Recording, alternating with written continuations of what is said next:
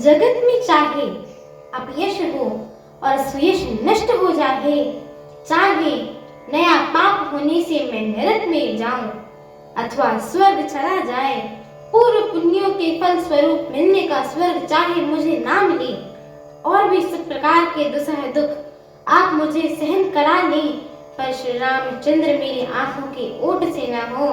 राजा मन ही मन इस प्रकार प्रभु महादेव से विचार कर रहे हैं, बोलते नहीं हैं। उनका मन पीपल के पत्ते की तरह डोल रहा है।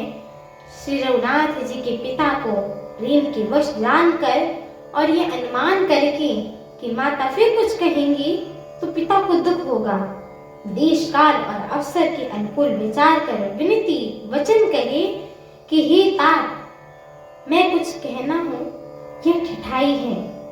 इस अनौचित्य को मेरी बाल्यावस्था में समझकर क्षमा कीजिएगा। इस अत्यंत तुच्छ बात के लिए आपने इतना दुख पाया?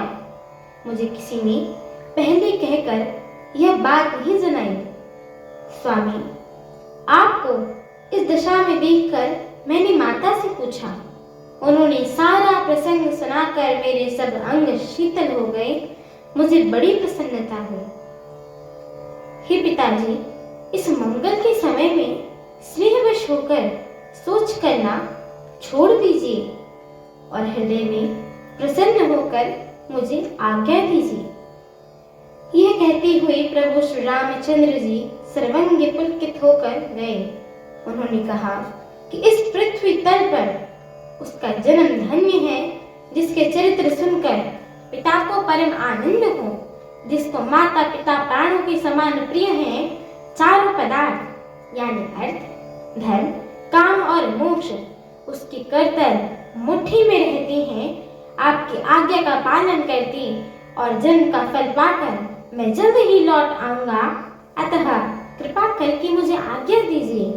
माता से विदाई मांगने आता हूँ, फिर आपके पैर रखकर प्रणाम करता हूँ, लौट चलूंगा।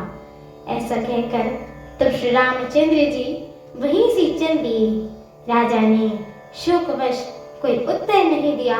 वह बहुत तीखी अप्रिय बात नगर में इतनी जल्दी फैल गई कि मानो डंक मारते ही बिच्छू का विष सारे शरीर में चढ़ गया हो। इस बात को सुनकर सब स्त्री पुरुष ऐसे व्याकुल हो गए जैसे दावानल यानी वन में आग लगी देखकर बेल और वृक्ष मुरझा जाते हैं, और जहां सुनता है वहीं सिर धुनकर पीटने लगते हैं। बड़ा विषाद है, किसी को भी धीरज नहीं बंधता है। सबके मुख सूख जाते हैं, आंखों से आंसू बहते हैं। शोक हृदय में नहीं समाता, मानो करुणा रस की सेना अवध पर डंका बजाकर उतर आई। हमारी आगे की श्री राम कथा को सुनने के लिए हमारे चैनल को लाइक, शेयर, सब्सक्राइब एवं कमेंट अवश्य करें। एवं आप सभी मेरे भक्तों से हम दोनों बहनों का एक छोटा सा निवेदन है कि कृपया आप सभी हमारे श्री रामचरितमानस जी के इस पाठ को पूरा अवश्य सुना करें, क्योंकि स्वयं परम पूज्य तुलसीदास जी महाराज ने कहा है कि जो भी नर नारी, मनुष्य, जीव जंतु, पशु पक्षी प्रभु श्री रामचरितमानस जी के इस मंगलमय पाठ को सुनता है, गाता है, कहता है एवं श्रवण करता है, उनके जन्म जन्मांतर के सारे पाप नष्ट हो जाते हैं। तो एक बार प्रेम से बोलिए, मर्यादा पुरुषोत्तम प्रभु श्री रामचंद्र की जय हो। जगत जननी माता जानकी की जय हो। लखन लाल की जय हो, अयोध्या धाम की जय हो, तुलसीदास